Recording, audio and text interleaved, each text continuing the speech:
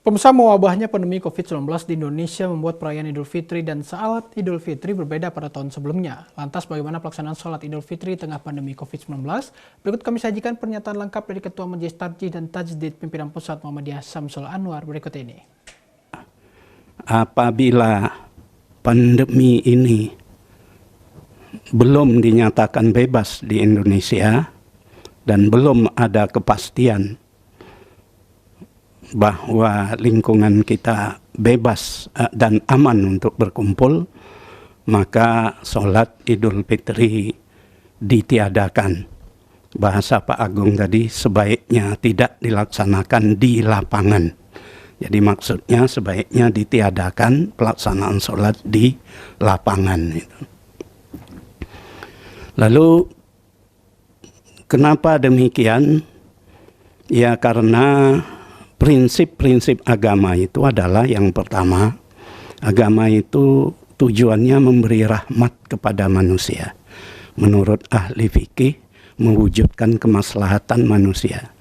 Yaitu kemaslahatan itu berupa perlindungan terhadap keberagaman itu sendiri, terhadap diri manusia, terhadap akal pikirannya, terhadap keluarganya, dan terhadap harta benda. Nah, hal yang sedang kita hadapi sekarang adalah ancaman terhadap jiwa, yaitu adanya bahaya COVID-19 yang merupakan musuh yang tidak terlihat. Dan seperti tadi juga dikemukakan, belum ada obatnya sampai sekarang. Nah, sesuai dengan prinsip la dororo wa la diror dalam hadis Nabi, di mana kita wajib menghindarkan diri kita dari mudarat dan juga menghindarkan mudarat dari orang lain, maka oleh karena itu sunnah sholat Idul Fitri di lapangan terpaksa kita tiadakan. Hal itu karena untuk menghindari mudarat yang juga diperintahkan oleh agama.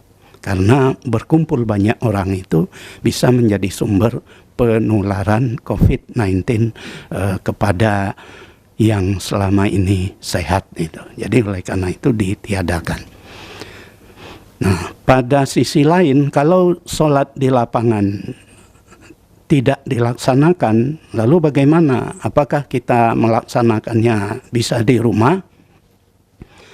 Nah, dalam hal ini memang telah difatwakan oleh Majelis Tarjih dan telah dikeluarkan maklumat pimpinan pusat Muhammadiyah mengenai itu, bahwa apabila di lapangan tidak dapat kita laksanakan, maka dipindahkan ke tempat lain yang mungkin. Tempat lain yang mungkin itu adalah di rumah.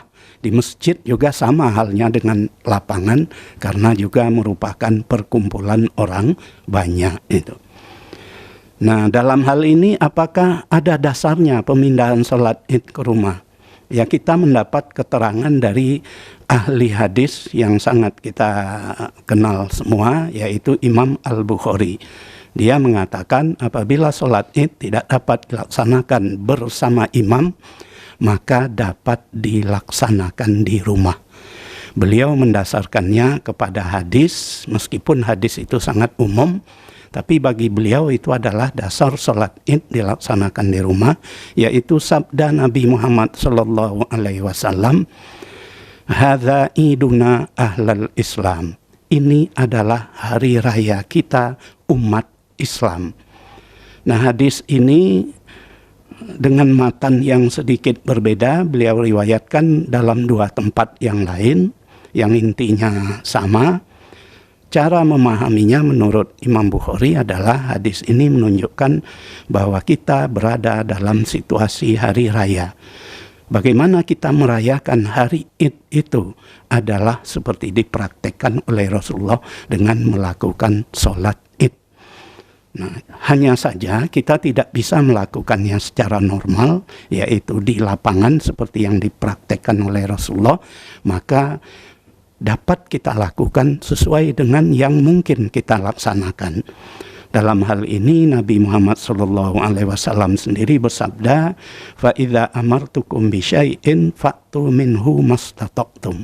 Apabila aku perintahkan kamu tentang sesuatu, maka laksanakan sesuai dengan kesanggupan.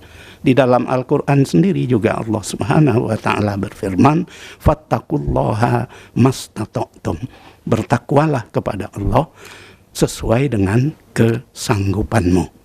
Jadi kita hanya bisa melaksanakan perayaan Id yang dirayakan dengan sholat itu di rumah, maka kita laksanakan